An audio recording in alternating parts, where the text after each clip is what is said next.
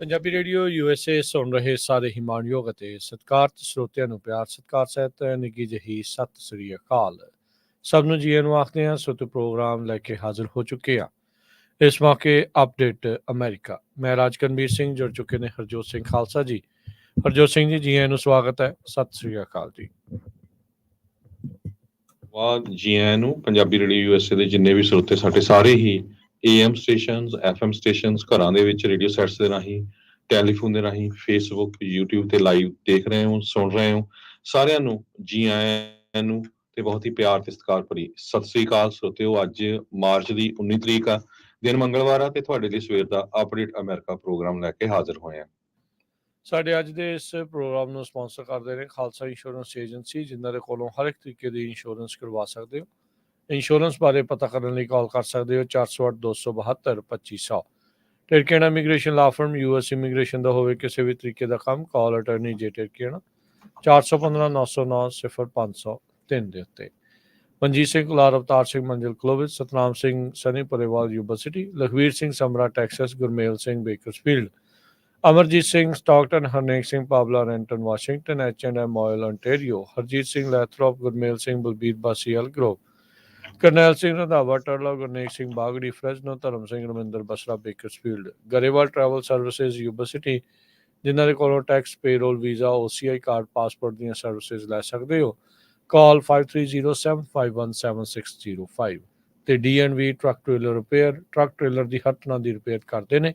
Engine, clutch, brakes, tires, AC, DEF, smog ਦਾ ਕੰਮ ਕਰਦੇ ਨੇ। ਟਰੱਕ ਪਾਰਕਿੰਗ ਵੀ ਅਵੇਲੇਬਲ ਆ। 2 ਲੋਕੇਸ਼ਨਸ ਨੇ। ਐਂਟੀਲੋਪ ਲਈ ਕਾਲ 9162252290, ਟੁਲੈਰੀ ਲਈ ਕਾਲ 5596162421। ਇਹਨਾਂ ਸਾਰਿਆਂ ਦਾ ਧੰਨਵਾਦ। ਜੇ ਤੁਸੀਂ ਵੀ ਇਸ ਪ੍ਰੋਗਰਾਮ ਨੂੰ ਸਪਾਂਸਰ ਕਰਨਾ ਚਾਹੁੰਦੇ ਹੋ, ਸੰਪਰਕ ਕਰ ਸਕਦੇ ਹੋ 408-722-7698 ਦੇ ਉੱਤੇ। ਜੀ, ਅੱਜ ਦੀਆਂ ਖਬਰਾਂ ਵੱਲ ਆਈਏ ਤੇ US ਦੇ ਕਾਂਗਰਸ ਦੇ ਜਿਹੜੇ ਲੀਡਰਸ ਆ, ਉਹਨਾਂ ਨੇ ਅਨਾਉਂਸ ਕੀਤਾ ਆ ਕਿ ਜੋ ਗਵਰਨਮੈਂਟ ਦੀ ਫੰਡਿੰਗ ਹੈਗੀ ਆ, ਉਹਨੂੰ ਲੈ ਕੇ ਜੋ ਡੀਲ ਆ ਉਹ ਬਣ ਗਈ ਹੈਗੀ ਆ। ਅੱਜ ਫਾਰਮਲੀ ਅਨਾਉਂਸ ਕੀਤਾ ਗਿਆ ਹੈਗਾ। ਸਪੀਕਰ ਮਾਈਕ ਜੌਨਸਨ ਨੇ ਅਨਾਉਂਸ ਕੀਤਾ ਹੈ ਕਿ ਜੋ ਇਹ ਡੀਲ ਬਣੀ ਹੈਗੀ ਆ, ਇਸ ਦਾ ਜੋ ਵੀ ਟੈਕਸਟ ਹੈਗਾ ਆ, ਇਹਦੇ ਵਿੱਚ ਕੀ ਹੈਗਾ, ਉਸ ਨੂੰ ਬਹੁਤ ਜਲਦੀ ਰਿਲੀਜ਼ ਕੀਤਾ ਜਾਊਗਾ। ਕਹਿੰਦੇ ਵੀ as soon as possible legislation will be released. GOP leader ਦੇ ਇੱਕ ਏਡ ਨੇ CNN ਨੂੰ ਦੱਸਿਆ ਕਿ ਜਿਹੜੇ ਕਾਂਗਰੈਸ਼ਨਲ ਨੈਗੋਸ਼ੀਏਟਰਸ ਹੈਗੇ ਆ, ਉਹਨਾਂ ਨੇ ਡਿਪਾਰਟਮੈਂਟ ਆਫ ਹੋਮਲੈਂਡ ਸਿਕਿਉਰਿਟੀ ਦੇ ਲਈ ਵੀ ਕਾਫੀ ਫੰਡਿੰਗ ਦੇ ਲਈ ਐਗਰੀਮੈਂਟ ਕੀਤਾ ਹੈਗਾ ਆ, ਕਿਉਂਕਿ ਇਸ ਟਾਈਮ ਦੇ ਉੱਤੇ ਜੋ ਸਦਰਨ ਬਾਰਡਰ ਹੈਗਾ, ਉਹਦੀ ਸਿਕਿਉਰਿਟੀ ਨੂੰ ਲੈ ਕੇ 2024 ਦੀਆਂ ਇਲੈਕਸ਼ਨਾਂ ਦੇ ਲਈ ਇਹ ਇੱਕ ਮੇਨ ਮੁੱਦਾ ਬਣਿਆ ਹੋਇਆ ਆ। ਤੇ ਗਵਰਨਮੈਂਟ ਦੀ ਫੰਡਿੰਗ ਨੂੰ ਲੈ ਕੇ ਇਹ ਵੀ ਇੱਕ ਮੇਜਰ ਆਬਸਟੀਕਲ ਸੀਗਾ ਕਿ ਜੋ ਡਿਪਾਰਟਮੈਂਟ ਆਫ ਹੋਮਲੈਂਡ ਸਿਕਿਉਰਿਟੀ ਆ, ਉਸ ਨੂੰ ਵੱਧ ਤੋਂ ਵੱਧ ਜਿਹੜੇ ਪੈਸੇ ਦਿੱਤੇ ਜਾਣ, ਤਾਂ ਕਿ ਜਿਹੜਾ ਸਦਰਨ ਬਾਰਡਰ ਆ ਮੈਕਸੀਕੋ ਵਾਲੀ ਸਾਈਡ ਤੋਂ, ਉੱਥੋਂ ਜੋ ਲੋਕ ਇਲੀਗਲੀ ਕ੍ਰਾਸ ਹੋ ਕੇ ਆ ਰਹੇ ਆ, ਉਹਨਾਂ ਨੂੰ ਰੋਕਿਆ ਜਾ ਸਕੇ।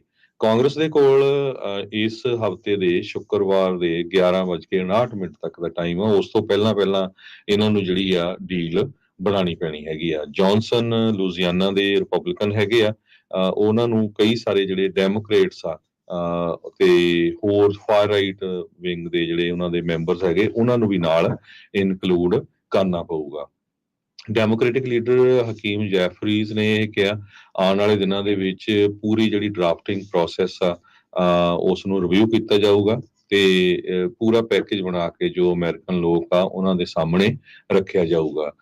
ਸੈਨੇਟ ਦੇ ਲੀਡਰ ਡੈਮੋਕ੍ਰੈਟਿਕ ਲੀਡਰ ਜੋ ਚੱਕ ਸ਼ੂਮਰ ਤੇ ਰਿਪਬਲਿਕਨ ਮਿਚ ਮੈਕੋਨਲ, ਉਹਨਾਂ ਨੇ ਵੀ ਸਟੇਟਮੈਂਟਸ ਇਹਦੇ ਸੰਬੰਧ ਦੇ ਵਿੱਚ ਜਾਰੀ ਕੀਤੀਆਂ ਹੈਗੀਆਂ ਆ। ਪ੍ਰੈਜ਼ੀਡੈਂਟ ਬਾਈਡਨ ਉਹਨਾਂ ਨੇ ਵੀ ਕਿਹਾ ਵੀ ਅਸੀਂ ਐਗਰੀਮੈਂਟ ਦੇ ਵਿੱਚ ਆ ਗਏ ਆ ਵਿਦ ਕਾਂਗਰੈਸ਼ਨਲ ਲੀਡਰਸ, ਤੇ ਹੁਣ ਪੂਰਾ ਸਾਲ ਜਿਹੜਾ ਆ, ਜਦ ਤੱਕ ਇਲੈਕਸ਼ਨ ਹੋਣੀ ਆ, ਉਦ ਤੱਕ ਪੂਰੀ ਜਿਹੜੀ ਗਵਰਨਮੈਂਟ ਦੀ ਫੰਡਿੰਗ ਆ ਉਹ ਕਲੀਅਰ ਹੋ ਜਾਊਗੀ। ਹਾਊਸ ਤੇ ਸੈਨੇਟ ਦੋਨੋਂ ਹੀ ਇਸ ਪੈਕੇਜ ਨੂੰ ਫਾਈਨਲਾਈਜ਼ ਕਰਨ ਦੇ ਲਈ ਲੱਗੇ ਹੋਏ ਆ ਤੇ ਫਲੋਰ ਦੇ ਉੱਤੇ ਬਹੁਤ ਜਲਦੀ ਇਸ ਨੂੰ ਲਿਆਂਦਾ ਜਾਊਗਾ। ਤੇ ਬਾਈਡਨ ਹੁਣੀ ਕਹਿੰਦੇ ਆ ਵੀ ਜਦੋਂ ਮੇਰੇ ਕੋਲ ਬਿੱਲ ਆ ਗਿਆ ਤੇ ਮੈਂ ਰਾਈਟ ਵੇ ਇਸ ਨੂੰ ਸਾਈਨ ਕਰ ਦਊਂ। ਜੀ, ਸੋ ਦੋਨਾਂ ਧਿਰਾਂ ਨੇ ਇਹ ਅਨਾਉਂਸ ਕਰ ਦਿੱਤਾ ਆ ਵੀ ਸਾਡਾ ਸਮਝੌਤਾ ਹੋ ਗਿਆ। ਅੱਗੇ ਮਹੀਨੇ ਲਈ, ਹਫ਼ਤਿਆਂ ਦੇ ਲਈ ਇਸ ਨੂੰ ਲਾਈਫ ਲਾਈਨ ਦਿੰਦੇ ਸੀ ਸਰਕਾਰ ਨੂੰ, ਪਰ ਹੁਣ ਫੁੱਲ ਈਅਰ ਫੰਡਿੰਗ ਬਿੱਲ ਉਸ ਨੂੰ ਅੱਗੇ ਵਧਾਇਆ ਜਾ ਰਿਹਾ ਆ, ਜੋ ਕਿ ਇੱਕ ਚੰਗੀ ਗੱਲ ਹੋਊਗੀ। ਦੋਨੋਂ ਧਿਰਾਂ ਇਹ ਦੇਖਦੀਆਂ ਹੋਣਗੀਆਂ ਵੀ ਜੇ ਭਾਈ ਇਹਨਾਂ ਚੀਜ਼ਾਂ 'ਚ ਅਸੀਂ ਉਲਝੇ ਰਹੇ ਤਾਂ ਹੁਣ ਇਲੈਕਸ਼ਨ ਈਅਰ ਆ, ਆਪਾਂ ਕੰਮ ਵੀ ਕਰਨਾ, ਪ੍ਰਚਾਰ ਵੀ ਕਰਨਾ। ਕਿਸੇ ਇੱਕ ਦੇ ਵੱਲੋਂ ਕੀਤੀ ਗਈ ਨਾ ਦੂਜੇ ਨੂੰ ਮੌਕਾ ਮਿਲਦਾ ਆ ਉਸ ਦੇ ਵਿੱਚ ਕਹਿ ਲਓ ਵੀ ਬਰਾਉਨੀ ਪੁਆਇੰਟਸ ਹਾਸਿਲ ਕਰਨ ਦਾ। ਪੋਲੀਟਿਕਸ ਦੇ ਵਿੱਚ ਬੜਾ ਕੁਝ ਹੁੰਦਾ ਆ, ਮੌਕੇ ਅਜਿਹੇ ਵੀ ਆ ਜਾਂਦੇ ਆ ਵੀ ਉਹੀ ਚੀਜ਼ਾਂ ਦੇ ਉੱਤੇ ਬਾਅਦ 'ਚ ਉਹਨਾਂ ਦੀ ਸਹਿਮਤੀ ਵੀ ਬਣ ਜਾਂਦੀ ਆ। ਸੋ ਹੁਣ ਇੱਕ ਲੌਂਗ ਫੰਡਿੰਗ ਗੈਪ ਜਿਹੜੇ ਕਹਿੰਦੇ ਆ ਵੀ ਉਹ ਹੋ ਜਾਊਗਾ ਤਾਂ ਚੰਗੀ ਗੱਲ ਆ। ਤੇ ਕਹਿੰਦੇ ਵੀ ਇਹਦੇ ਨਾਲ ਅਮੈਰੀਕਨਸ ਨੂੰ ਵੀ ਇੱਕ ਸੁੱਖ ਦਾ ਥੋੜ੍ਹਾ ਜਿਹਾ ਸਾਹ ਮਿਲੂਗਾ, ਸਟੇਬਿਲਿਟੀ ਜੀ ਜਿਹੜੀ ਆ ਲੋਕਾਂ ਨੂੰ ਮਹਿਸੂਸ ਹੋਵੇਗੀ। ਹਜ਼ਾਰਾਂ ਤੋਂ ਲੱਖਾਂ ਫੈਡਰਲ ਇੰਪਲੋਈਜ਼ ਜਿਨ੍ਹਾਂ ਦੇ ਫਰਲੋ ਹੋਣ ਦਾ ਖਤਰਾ ਬਣਿਆ ਰਹਿੰਦਾ ਆ, ਉਹ ਕਿਤੇ ਨਾ ਕਿਤੇ ਉਹਨਾਂ ਦਾ ਬਚਾਅ ਹੋਊਗਾ। ਸ਼ਟਡਾਊਨ ਹੋਣ ਦੇ ਨਾਲ ਜਿੰਨੇ ਵੀ ਫੈਡਰਲ ਏਜੰਸੀਜ਼ ਤੇ ਜਿੰਨੇ ਵੀ ਅਧਿਕਾਰੀ ਆ ਜਿਨ੍ਹਾਂ ਨੂੰ ਅਸੈਂਸ਼ੀਅਲ ਨਹੀਂ ਮੰਨਿਆ ਜਾਂਦਾ, ਜ਼ਰੂਰੀ ਨਹੀਂ ਮੰਨਿਆ ਜਾਂਦਾ, ਗੈਰ ਜ਼ਰੂਰੀ ਸਾਰਿਆਂ ਨੂੰ ਫਰਲੋ ਕਰਕੇ ਵਿਦਆਊਟ ਪੇ ਘਰੇ ਜਿਹੜਾ ਉਹ ਬਿਠਾ ਦਿੱਤਾ ਜਾਂਦਾ ਆ। ਇਸੇ ਤਰੀਕੇ ਦੇ ਨਾਲ ਜਿਹੜੇ ਸਬ ਕੰਟਰੈਕਟਰਸ ਹੁੰਦੇ ਆ ਉਹ ਵੀ ਆਊਟ ਵਰਕ ਹੁੰਦੇ ਆ ਤੇ ਉਹਨਾਂ ਨੂੰ ਬੈਕ ਪੇ ਨਹੀਂ ਮਿਲਦੀ ਹੁੰਦੀ। ਸੋ ਸਾਰੇ ਚਾਹੁੰਦੇ ਆ ਵੀ ਗਵਰਨਮੈਂਟ ਸ਼ਟਡਾਊਨ ਉਹ ਨਾ ਹੀ ਹੋਵੇ। ਸੋ ਇਹ ਦੇਖੋ ਅਕਤੂਬਰ 'ਚ ਸ਼ੁਰੂ ਹੁੰਦਾ ਆ ਨਵਾਂ ਜਿਹੜਾ ਫਿਸਕਲ ਈਅਰ ਆ। ਆਪਾਂ ਕਰਦੇ ਕਰਾਉਂਦੇ ਮਾਰਚ ਦੇ ਐਂਡ ਤੱਕ ਉਹ ਪਹੁੰਚ ਚੁੱਕੇ ਹਾਂ।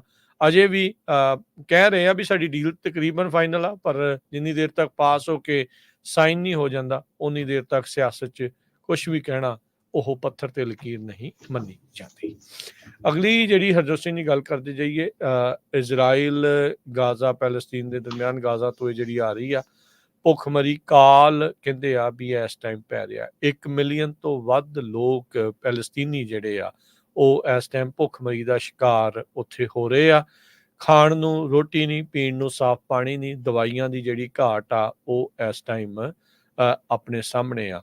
3 ਲੱਖ ਲੋਕ ਜਿਹੜੇ ਫੈਮਿਨ ਦੇ ਵਿੱਚ ਇਸ ਟਾਈਮ ਉੱਥੇ ਸਾਹਮਣੇ ਆ। ਉੱਦਾਂ ਮਿਲੀਅਨ ਤੋਂ ਵੱਧ ਲੋਕ ਦੱਸੇ ਜਾਂਦੇ ਆ ਜਿਹੜੇ ਥੋੜ੍ਹੇ ਜਿਹੇ ਛੋਟੇ ਜਿਹੇ ਇਲਾਕੇ ਦੇ ਜਿਹਨੂੰ ਹੁਣ ਟੈਂਟ ਸਿਟੀ ਆਖਿਆ ਜਾਂਦਾ ਉੱਥੇ ਲੋਕ ਰਹਿ ਰਹੇ ਨੇ। ਨਵੇਂ ਜਿਹੜੇ ਰਿਪੋਰਟ ਐਕਸਪਰਟਸ ਦੇ ਦੁਆਰਾ ਜਿਹੜੇ ਭੁੱਖਮਰੀ ਦੇ ਉੱਤੇ ਇੱਕ ਲੀਡਿੰਗ ਅਥਾਰਟੀ ਆ ਉਹਨਾਂ ਨੇ ਕਿਹਾ ਵੀ ਹੁਣ ਇਹ ਕਿਸੇ ਵੀ ਟਾਈਮ ਹੁਣ ਤੋਂ ਲੈ ਕੇ ਮਈ ਮਹੀਨੇ ਦੇ ਵਿੱਚ ਇਹ ਫੈਮਿਨ ਜਿਹੜੀ ਆ ਉੱਥੇ ਫੈਲ ਜਾਊਗੀ। Integrated food security phase classification ਜਾਂ IPC ਦੀ ਇਸ ਰਿਪੋਰਟ ਦੇ ਵਿੱਚ ਇਹ ਕਨਕਲੂਡ ਕੀਤਾ ਗਿਆ ਆ, ਇਹ ਅਖੀਰ 'ਚ ਦੱਸਿਆ ਗਿਆ ਆ ਵੀ ਪੂਰੀ ਪਾਪੂਲੇਸ਼ਨ ਜਿੰਨੇ ਵੀ ਲੋਕ ਗਾਜ਼ਾ ਪੱਟੀ 'ਚ ਰਹਿ ਰਹੇ ਆ ਜੋ ਕਿ ਤਕਰੀਬਨ 2 ਮਿਲੀਅਨ ਲੋਕ ਨੇ, 20 ਲੱਖ ਲੋਕ ਨੇ, ਉਹਨਾਂ ਨੂੰ ਫੂਡ ਇਨਸਿਕਿਉਰਿਟੀ ਦਾ ਸਾਹਮਣਾ ਕਰਨਾ ਪਵੇਗਾ। ਆਰਗੇਨਾਈਜੇਸ਼ਨ ਨੇ ਜਿਹੜਾ ਕਿਹਾ ਵੀ ਅਸੀਂ ਐਵੀਡੈਂਸ ਬੇਸਡ ਐਨਾਲਿਸਿਸ ਕਰਦੇ ਹਾਂ ਹੰਗਰ ਦਾ, ਜਿਹੜਾ 2 ਦਹਾਕੇ ਪਹਿਲਾਂ ਸ਼ੁਰੂ ਕੀਤਾ ਗਿਆ ਸੀ। ਸੋਮਾਲੀਆ ਦੇ ਵਿੱਚ ਜਿਹੜੀ ਅਕਾਲ ਪਿਆ ਸੀ, ਫੈਮਿਨ ਆਇਆ ਸੀ, ਉਸ ਨੂੰ ਟਰੈਕ ਕਰਨ ਦੇ ਲਈ ਹੁਣ ਤੱਕ ਇਹਨਾਂ ਨੇ 2 ਵਾਰੀ ਹੀ ਫੈਮਿਨ ਕਲਾਸੀਫਾਈ ਕੀਤੀ ਆ। ਬਹੁਤ ਵਾਰੀ ਇੱਦਾਂ ਰਿਹਾ ਆ ਵੀ ਹਾਂ ਕਿਤੇ ਲੋਕਾਂ ਤੱਕ ਰਾਸ਼ਨ ਨਹੀਂ ਪਹੁੰਚਿਆ, ਪਰ ਪਹਿਲੀ ਵਾਰੀ 2011 'ਚ ਇਹ ਸੋਮਾਲੀਆ 'ਚ ਤੇ ਦੂਜੀ ਵਾਰੀ ਸਾਊਥ ਸੁਡਾਨ ਦੇ ਵਿੱਚ 2017 'ਚ ਫੈਮਿਨ ਜਿਹੜੀ ਆ ਉਹ ਘੋਸ਼ਿਤ ਕੀਤੀ ਗਈ ਸੀ। ਤੇ ਕਹਿੰਦੇ ਵੀ ਇਹ ਤੀਜਾ ਵਰਤਾਰਾ ਵਾਪਰ ਸਕਦਾ ਆ ਉਹ ਹੁਣ ਗਾਜ਼ਾ ਪੱਟੀ ਦੇ ਵਿੱਚ। Gaza the ministry of health ਨੇ ਰਿਪੋਰਟ ਕੀਤਾ ਆ ਵੀ 23 ਬੱਚੇ ਜਿਹੜੇ ਆ ਉਹ ਭੁੱਖਮਰੀ ਦੇ ਸ਼ਿਕਾਰ ਦੇ ਨਾਲ ਜਾਂ ਭੁੱਖੇ ਰਹਿਣ ਕਰਕੇ ਤੇ ਪਿਆਸੇ ਰਹਿਣ ਕਰਕੇ ਉਹਨਾਂ ਦੀ ਮੌਤ ਹੋਈ ਆ। ਸੋ ਇਹ ਬਹੁਤ ਕਹਿ ਲਓ ਵੀ ਝੰਜੋੜਨ ਵਾਲੀਆਂ ਜਿਹੜੇ ਆંકੜੇ ਉਹ ਸਾਹਮਣੇ ਆ ਰਹੇ ਆ। 30,000 ਤੋਂ ਵੱਧ ਲੋਕ ਆਲਰੇਡੀ ਉੱਥੇ ਮਰ ਚੁੱਕੇ ਆ ਤੇ ਜੇ ਭੁੱਖਮਰੀ ਇਦਾਂ ਹੀ ਉੱਥੇ ਫੈਲ ਗਈ ਤਾਂ ਇਹ ਆંકੜਾ ਕਦੋਂ ਹਜ਼ਾਰਾਂ ਦੇ ਵਿੱਚੋਂ ਲੱਖਾਂ 'ਚ ਤਬਦੀਲ ਹੋ ਜਾਣਾ ਪਤਾ ਨਹੀਂ ਲੱਗਣਾ। ਉਧਰ ਜਿਹੜਾ ਨਿਤਨਿਆਹੂ ਆ ਉਹ ਬਜਿੱਦ ਇਸ ਟਾਈਮ ਹੋਇਆ ਆ, ਉਹ ਕਿਸੇ ਦੀ ਸੁਣ ਨਹੀਂ ਰਿਹਾ।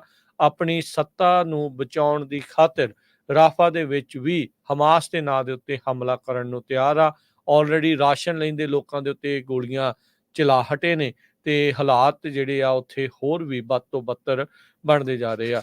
ਅਕਤੂਬਰ ਤੋਂ ਜਦੋਂ ਤੋਂ ਇਹ ਸਿਲਸਿਲਾ ਸ਼ੁਰੂ ਹੋਇਆ ਆ ਤਾਂ ਉਦੋਂ ਤੋਂ ਆਪਾਂ ਦੇਖ ਰਹੇ ਹਾਂ ਵੀ ਹਾਲਾਤ ਗਾਜ਼ਾ ਦੇ ਵਿੱਚ ਰਹਿਣ ਵਾਲੇ ਲੋਕਾਂ ਦੇ ਮਾੜੇ ਹੀ ਜਿਹੜੇ ਉਹ ਬਣੇ ਨੇ। 7 ਅਕਤੂਬਰ ਨੂੰ ਪਹਿਲਾਂ ਹਮਾਸ ਵਾਲਿਆਂ ਨੇ ਹਮਲਾ ਕੀਤਾ ਸੀ, 1200 ਬੰਦਾ ਉਹਨਾਂ ਨੇ ਇਜ਼ਰਾਈਲੀ ਮਾਰਿਆ। ਹੁਣ ਉਸ ਦੀ ਜਵਾਬ ਦੇ ਵਿੱਚ ਇਹ 30,000 ਤੋਂ ਵੱਧ ਆਲਰੇਡੀ ਮਾਰ ਚੁੱਕੇ ਆ ਤੇ ਬਾਕੀ ਰਹਿ ਰਹੇ ਲੋਕ ਆ ਉਹ ਭੁੱਖਮਰੀ ਦਾ ਪੀਣ ਦੇ ਪਾਣੀ ਤੋਂ ਵੀ ਵਾਂਝੇ ਹੋਏ ਪਏ ਆ। ਦੇਖ ਲਓ ਇੰਨੀਆਂ ਮੁਸਲਮਾਨ ਕੰਟਰੀਆਂ ਤੇ ਕੀ ਉਹ ਜਿਹੜਾ ਕਿੰਨਾ ਕੁ ਸਾਥ ਜਿਹੜੇ ਆ ਆਪਣੇ ਜਿਹੜੇ ਉੱਥੇ ਮੁਸਲਮਾਨ ਪਰਿਵਾਰ ਆ ਉਹਨਾਂ ਨੂੰ ਦੇ ਰਹੇ ਹੈਗੇ ਆ। ਹੁਣ ਟੋਨੀ ਬਲਿੰਕਨ ਹੋਣਾ ਨੇ BBC ਦੇ ਮੁਤਾਬਕ ਇਹ ਕਿਹਾ ਆ ਕਿ ਫੂਡ ਦੀ ਇਨਸਿਕਿਉਰਿਟੀ ਦੇ ਕਰਕੇ ਗਾਜ਼ਾ ਦੀ ਸਾਰੀ ਜਿਹੜੀ ਪੋਪੂਲੇਸ਼ਨ ਆ ਉਹ ਉੱਥੇ ਭੁੱਖਮਰੀ ਪੈ ਸਕਦੀ ਹੈ। ਬਹੁਤ ਬੁਰੀ ਸਿਚੁਏਸ਼ਨ ਆ ਇਸ ਟਾਈਮ ਦੇ ਉੱਤੇ। ਤੇ ਅਗਲੇ ਹਫਤੇ ਇਜ਼ਰਾਈਲ ਦਾ ਜਿਹੜਾ ਡੈਲੀਗੇਸ਼ਨ ਆ ਉਹ ਅਮਰੀਕਾ ਪਹੁੰਚ ਰਿਹਾ ਵੀ ਕਿਸ ਤਰ੍ਹਾਂ ਉਹ ਪਲਾਨ ਕਰਨਗੇ ਰਾਫਾ ਦੇ ਵਿੱਚ ਅਟੈਕ ਕਰਨਾ ਤਾਂ ਕਿ ਲੋਕਾਂ ਦਾ ਜ਼ਿਆਦਾ ਨੁਕਸਾਨ ਨਾ ਹੋ ਸਕੇ। ਉੱਥੇ ਪੂਰੀ ਜਿਹੜੀ ਆ ਤਬਾਹੀ ਇਸ ਟਾਈਮ ਮਚੀ ਹੋਈ ਹੈਗੀ। ਬਿਲਕੁਲ, ਦੇਖੋ ਇੱਥੇ ਚੱਕ ਸ਼ੂਮਰ ਬਾਈਡਨ ਹੁਣਾਂ ਨੇ ਨੇਤਨਯਾਹੂ ਦੇ ਨਾਲ ਗੱਲ ਤਾਂ ਕਰ ਰਹੇ ਆ। ਚੱਕ ਸ਼ੂਮਰ ਨੇ ਤਾਂ ਨੇਤਨਯਾਹੂ ਨੂੰ ਪਰੇ ਕਰਨ ਵਾਲੀ ਗੱਲ ਵੀ ਕਰ ਦਿੱਤੀ ਸੀ ਜਿਸ ਨੂੰ ਉਹਨਾਂ ਨੇ ਨਕਾਰ ਦਿੱਤਾ, ਪਰ ਉੱਥੋਂ ਦੇ ਜਿਹੜੀ ਸਿਆਸਤ ਦੇ ਵਿੱਚ ਨੇਤਨਯਾਹੂ ਵੀ ਆਪਣੀ ਧਾਕ ਜਮਾਈ ਬੈਠਾ ਆ ਤੇ ਉਹ ਹਟ ਨਹੀਂ ਰਿਹਾ ਆਪਣੀਆਂ ਇਹਨਾਂ ਗੱਲਾਂ ਦੇ ਲਈ। ਇਹ ਜਿਹੜੀਆਂ ਟੈਂਡੈਂਸੀਜ਼ ਆ ਉਸ ਦੀਆਂ ਜੈਨੋਸਾਈਡਲ ਟੈਂਡੈਂਸੀਜ਼ ਆ ਉਹ ਉਸ ਦੀਆਂ ਮੋਹਰੇ ਇਸ ਟਾਈਮ ਸਾਹਮਣੇ ਆ ਰਹੀਆਂ ਨੇ। ਉਹਦੇ ਕਰਕੇ ਬਾਹਰ ਮੁਲਕਾਂ 'ਚ ਬੈਠੇ ਜਿਹੜੇ ਕੁਛ ਇਜ਼ਰਾਈਲੀ ਆ ਉਹਦੇ ਉਲਟ ਵੀ ਬੋਲਦੇ ਆ, ਉਹਨਾਂ ਨੂੰ ਵੀ ਹੁਣ ਦੇਖੋ ਕਿੰਨਾ ਸਾਹਮਣਾ ਕਰਨਾ ਪਿਆ। ਓਵਰਆਲ ਲੋਕਾਂ ਦੇ ਮਨਾਂ ਦੇ ਵਿੱਚ ਜੇ ਆਪਾਂ ਕਹੀਏ ਤਾਂ ਜਿਹੜਾ ਡਾਇਸਪੋਰਾ ਆ ਇਜ਼ਰਾਈਲੀ ਲੋਕਾਂ ਦਾ ਜਿਊਜ਼ ਦਾ, ਉਹਨਾਂ ਪ੍ਰਤੀ ਜਿਹੜਾ ਨਜ਼ਰੀਆ ਆ ਉਹ ਬਦਲ ਰਿਹਾ ਹੈਗਾ। ਅਗਲੀ ਖਬਰ ਚਲੀਏ ਤੇ ਪੂਰੀ ਦੁਨੀਆ ਦੇ ਵਿੱਚ ਜਿਹੜੇ ਮੁਲਕ ਆ ਉਹ ਐਟੋਕ੍ਰੇਸੀ ਵੱਲ ਵੱਧ ਰਹੇ ਹੈਗੇ। ਜਿਹੜੇ ਆਮ ਲੋਕ ਆ ਕੋਈ ਆਪਣੇ ਹੱਕਾਂ ਦੀ ਗੱਲ ਕਰਦਾ ਆ ਉਹਨਾਂ ਨੂੰ ਦਬਾ ਦਿੱਤਾ ਜਾਂਦਾ ਆ। ਇਦਾਂ ਦੇ ਲਾਅ ਬਣਾਏ ਜਾ ਰਹੇ ਆ ਉਹਨਾਂ ਨੂੰ ਪੂਰੀ ਉਮਰ ਲਈ ਜੇਲ੍ਹ ਵਿੱਚ ਰੱਖਿਆ ਜਾਵੇ। ਹਿਊਮਨ ਰਾਈਟਸ ਆਰਗੇਨਾਈਜੇਸ਼ਨਸ ਸਿਰਫ ਇੱਕ ਸਟੇਟਮੈਂਟ ਦੇਣ ਤੋਂ ਬਿਨਾਂ ਕੁਝ ਨਹੀਂ ਆ। ਆਪਾਂ ਯੂਐਨ ਦੇ ਵਿੱਚ ਦੇਖਿਆ ਹੀ ਆ ਇਜ਼ਰਾਈਲ ਤੇ ਗਾਜ਼ਾ ਨੂੰ ਲੈ ਕੇ ਵੀ। ਅੱਜ ਇੱਕ ਬਹੁਤ ਵੱਡੀ ਖਬਰ ਆ ਰਹੀ ਆ ਹਾਂਗਕਾਂਗ ਤੋਂ। ਹਾਂਗਕਾਂਗ ਵੀ ਹੁਣ ਉਧਰ ਨੂੰ ਹੀ ਜਾ ਰਿਹਾ ਜਿਸ ਤਰਫ ਆਪਾਂ ਦੇਖਿਆ ਵੀ ਰਸ਼ੀਆ ਵਾਲੇ ਆ, ਇੰਡੀਆ ਜਾ ਰਿਹਾ ਆ। ਵੀ ਜੇ ਤੁਹਾਡਾ ਥੋੜਾ ਬਹੁਤਾ ਵੀ ਡਿਸੈਂਟ ਹੈਗਾ ਆ, ਤੁਸੀਂ ਆਪਣੇ ਹੱਕਾਂ ਦੀ ਗੱਲ ਕਰਨੀ ਆ, ਉਹਨਾਂ ਨੇ ਇੱਕ ਆਰਟੀਕਲ 23 ਇਦਾਂ ਦਾ ਲਾ ਪਾਸ ਕਰਨ ਜਾ ਰਹੇ ਆ ਜਿਹਦੇ ਨਾਲ ਹੁਣ ਜਿਹੜੀ ਸਿਵਲ ਲਿਬਰਟੀਜ਼ ਆ ਉਹ ਟੋਟਲੀ ਖਤਮ ਹੋ ਜਾਣਗੀਆਂ ਤੇ ਜੋ ਕ੍ਰਿਟਿਕਸ ਹੈਗੇ ਆ ਉਹਨਾਂ ਨੂੰ ਪੂਰੀ ਤਰ੍ਹਾਂ ਚੁੱਪ ਕਰਾ ਦਿੱਤਾ ਜਾਵੇਗਾ। ਹਾਂਗਕਾਂਗ ਦੀ ਜੋ ਲੈਜਿਸਲੇਟਿਵ ਕਾਉਂਸਲ ਆ ਉਹਨਾਂ ਨੇ ਯੂਨੈਨਿਮਸਲੀ ਨਵਾਂ ਨੈਸ਼ਨਲ ਸਿਕਿਉਰਿਟੀ ਲਾ ਪਾਸ ਕੀਤਾ ਹੈ ਆਰਟੀਕਲ 23 ਦੇ ਅੰਡਰ, ਜਿਹਦੇ ਵਿੱਚ ਗਵਰਨਮੈਂਟਸ ਕੋਲ ਪੂਰੀਆਂ ਪਾਵਰ ਹੋਣਗੀਆਂ ਵੀ ਕੋਈ ਡਿਸੈਂਟ ਹੈਗਾ, ਕੋਈ ਨਹੀਂ ਐਗਰੀ ਕਰਦਾ ਗਵਰਨਮੈਂਟ ਦੇ ਨਾਲ ਤੇ ਉਸ ਨੂੰ treason, espionage, external interference, state secrets, sedition, so ਇਹਨਾਂ ਚਾਰਜਸ ਦੇ ਤਹਿਤ ਅੰਦਰ ਕਰ ਦਿੱਤਾ ਜਾਊਗਾ। ਇਹ ਇੱਕ ਬਹੁਤ ਹਿਸਟੋਰਿਕ ਮੂਮੈਂਟ ਆ ਹਾਂਗਕਾਂਗ ਦੇ ਵਿੱਚ। ਜਿਹੜੇ ਪ੍ਰੋ ਚਾਈਨੀਜ਼ ਉੱਥੇ ਦੇ ਚੀਫ ਐਗਜ਼ੀਕਿਊਟਿਵ ਜੌਨ ਲੀ, ਉਹਨਾਂ ਨੇ ਇਹ ਕਿਹਾ ਆ ਵੀ ਇਹ ਜਿਹੜਾ ਨਵਾਂ ਲਾ ਆ ਇਹ ਮਾਰਚ 23 ਤੋਂ ਇਫੈਕਟ ਵੀ ਹੋ ਜਾਊਗਾ ਕੁਝ ਦਿਨਾਂ ਦੇ ਵਿੱਚ। ਸਰੋਤਿਆਂ ਨੂੰ ਯਾਦ ਹੋਊਗਾ 2019 ਦੇ ਵਿੱਚ 2020 ਚ ਹਾਂਗਕਾਂਗ ਦੇ ਵਿੱਚ ਬਹੁਤ ਵੱਡੇ ਪ੍ਰੋਟੈਸਟ ਹੋਏ ਸੀ। ਇੱਕ ਟਾਈਮ ਦੇ ਉੱਤੇ ਤਾਂ 8 ਲੱਖ ਤੋਂ ਵੀ ਵੱਧ ਲੋਕ ਉੱਥੇ ਇਕੱਠੇ ਹੋਏ ਸੀ ਗਵਰਨਮੈਂਟ ਦੇ ਉਲਟ, ਜਿਹੜੇ ਆਪਣੇ ਹੱਕਾਂ ਦੀ ਖਾਤਰ ਜੋ ਬੋਲ ਰਹੇ ਸੀਗੇ। ਇਹਦੇ ਸੰਬੰਧ ਦੇ ਵਿੱਚ ਜੌਨ ਬਰਨਜ਼ ਆਨਰਰੀ ਪ੍ਰੋਫੈਸਰ ਹੈ ਯੂਨੀਵਰਸਿਟੀ ਆਫ ਹਾਂਗਕਾਂਗ ਦੇ, ਉਹਨਾਂ ਨੇ ਇਹ ਕਿਹਾ ਆ ਵੀ ਇਹ ਜਿਹੜਾ ਲਾ ਆ ਇਹ ਕਲੋਨੀਅਲ ਕ੍ਰਾਈਮਸ ਦੇ ਵੇਲੇ ਦਾ ਲਾ ਉਦਾਂ ਦਾ ਚੱਲ ਰਿਹਾ ਜਿੱਦਾਂ ਆਪਾਂ ਦੇਖਦੇ ਸੀ ਗੋਰੇ ਕਰਦੇ ਹੁੰਦੇ ਸੀ, ਕਿਉਂਕਿ ਇਹ ਵੀ ਇੰਗਲੈਂਡ ਦੇ ਅੰਡਰ ਹੀ ਰਿਹਾ। ਮੁੜ ਕੇ ਇਸ ਨੂੰ ਜਿਹੜਾ ਆ ਚਾਈਨਾ ਦੇ ਅੰਡਰ ਉਹਨਾਂ ਨੂੰ ਦੇ ਦਿੱਤਾ। ਪਰ ਓਵਰਆਲ ਜੇ ਦੇਖਿਆ ਜਾਵੇ 2003 ਦੇ ਵਿੱਚ ਵੀ ਇਹ ਕੋਸ਼ਿਸ਼ ਕੀਤੀ ਗਈ ਸੀ ਹਾਂਗਕਾਂਗ ਦੇ ਵਿੱਚ ਇਦਾਂ ਦਾ ਲਾ ਪਾਸ ਕਰਨ ਦੀ, ਪਰ ਉਹ ਫੇਲ ਹੋ ਗਈ ਸੀ। ਆਰਟੀਕਲ 23 ਦੇ ਤਹਿਤ ਹਿਊਮਨ ਰਾਈਟਸ ਨੂੰ ਟੋਟਲੀ ਜਿਹੜਾ ਆ ਕ੍ਰਸ਼ ਕੀਤਾ ਗਿਆ ਹੈਗਾ। ਇਹ ਐਮਨਿਸਟੀ ਇੰਟਰਨੈਸ਼ਨਲ ਆ ਉਹ ਕਹਿ ਰਹੀ ਹੈ। ਜੀ ਬਿਲਕੁਲ। ਅਗਲੀ ਹਰਜੋਤ ਸਿੰਘ ਦੀ ਖਬਰ ਉਸ ਉੱਤੇ ਵੱਧਦੇ ਜਾਈਏ, ਓਹਾਇਓ ਤੋਂ ਇਹ ਖਬਰ ਆ ਰਹੀ ਆ। ਮਾਵਾਂ ਵੀ ਕਈ ਵਾਰੀ ਉੱਦਾਂ ਤਾਂ ਇਹ ਆਖਿਆ ਜਾਂਦਾ ਵੀ ਗਿੱਲੇ ਥਾਂ ਦੀ ਆਪ ਪੈ ਜਾਂਦੀਆਂ ਤੇ ਨਿਆਣਿਆਂ ਨੂੰ ਬਚਾ ਕੇ ਰੱਖਦੀਆਂ, ਪਰ ਕਈ ਨਿਰਦਈ ਵੀ ਜਿਹੜੀਆਂ ਉਹ ਹੁੰਦੀਆਂ। ਓਹਾਇਓ ਤੋਂ ਇਹ ਖਬਰ ਆ ਰਹੀ ਹੈ ਵੀ ਉੱਥੇ ਇੱਕ ਮਾਂ ਨੂੰ ਹੁਣ ਸਜ਼ਾ ਸੁਣਾਈ ਗਈ ਆ ਕਿਉਂਕਿ ਉਸਨੇ ਆਪਣਾ ਛੋਟਾ ਬੱਚਾ ਟੌਡਲਰ ਉਸਨੂੰ ਘਰੇ ਇਕੱਲਿਆਂ ਛੱਡਤਾ, ਬੰਦ ਕਰਕੇ ਚਲੇ ਗਈ ਤੇ ਆਪ ਵਕੇਸ਼ਨ ਕਰਨ ਦੇ ਲਈ ਤੁਰ ਗਈ।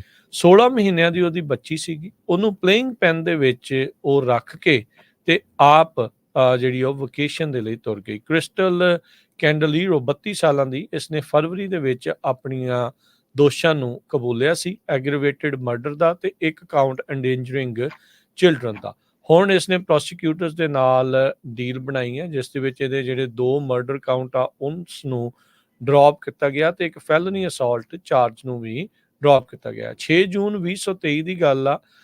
ਕੈਂਡਲੇਰੀਓ ਇਸਨੇ ਆਪਣੀ ਬੱਚੀ, ਜਿਸ ਦਾ ਨਾਂ ਜੇਲਿਨ ਕੈਂਡਲੇਰੀਓ ਆ, ਉਸ ਨੂੰ ਇਕੱਲਿਆਂ ਪਲੇਇੰਗ ਪੈਨ ਦੇ ਵਿੱਚ ਛੱਡ ਕੇ, ਕਲੀਵਲੈਂਡ ਦੇ ਵਿੱਚ ਛੱਡ ਕੇ ਆਪ 10 ਦਿਨਾਂ ਦੇ ਲਈ ਪੋਰਟੋਰੀਕੋ, ਡੈਟਰੋਇਟ, ਮਿਸ਼ੀਗਨ ਦੇ ਵਿੱਚ ਘੁੰਮਣ ਫਿਰਨ ਦੇ ਲਈ ਗਈ। 10 ਦਿਨ ਤਾਂ ਆਮ ਬੰਦੇ ਕੋਲ ਭੁੱਖ ਨਹੀਂ ਸਹਾਰਿਆ ਜਾਂਦੀ। 16 ਮਹੀਨੇ ਦਾ ਬੱਚਾ ਜਿਹੜਾ ਆ ਉਹ ਕਿੱਦਾਂ ਬਚ ਸਕਦਾ ਸੀ, ਇਹ ਸਮਝ ਤੋਂ ਪਰੇ ਵਾਲੀ ਗੱਲ ਆ। ਜਦ ਵਾਪਸ ਇਹ ਬੀਬੀ ਪਹੁੰਚੀ ਤਾਂ ਉਸਨੇ ਆਪਣੀ ਕੁੜੀ ਨੂੰ ਮ੍ਰਿਤ ਜਿਹੜਾ ਪਾਇਆ। ਫਿਰ 911 ਕਾਲ ਕੀਤੀ। ਜਦ ਕਹਿੰਦੇ ਵੀ ਉੱਥੇ ਪਹੁੰਚੇ ਅਧਿਕਾਰੀ, ਉਹਨਾਂ ਨੇ ਦੇਖਿਆ ਕੁੜੀ ਜਿਹੜੀ ਆ ਇੱਕ ਹਿਸਾਬ ਦੇ ਨਾਲ ਸੁੱਕੀ ਹੋਈ ਉਹ ਪਈ ਸੀ, extremely dehydrated at the time of death.